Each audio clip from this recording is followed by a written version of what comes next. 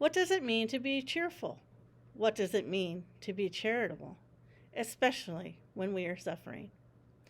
St. Philip Neri was called Good Little Phil as a child because he was obedient and cheerful and popular with all who knew him.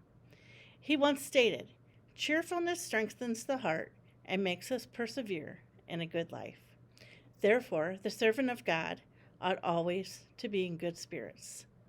He spent his days with people, helping the poor and teaching others about God, and spent his nights in prayer. He was called the humorous saint by the famous poet Goethe. What do we do when things are not going our way? What do we do when we are asked to bear crosses that seem to be too much? A cross is not light or easy to carry. It is bulky and heavy and cumbersome. No one wants to carry a cross. When looking at the lives of the saints, we see that God expected much of them. They pursued the Lord with their entire being, which brought purpose to their suffering.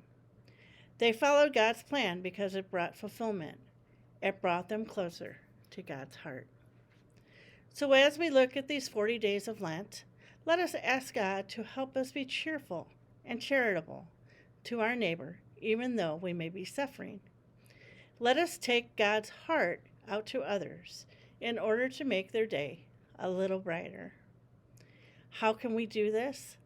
With a smile in the grocery aisle, letting someone else go first in traffic, laughter when our kids are driving us crazy, a sweet gesture to an elderly person at Mass, a warm embrace to our spouse, a forgiving hug to a friend who has wronged us.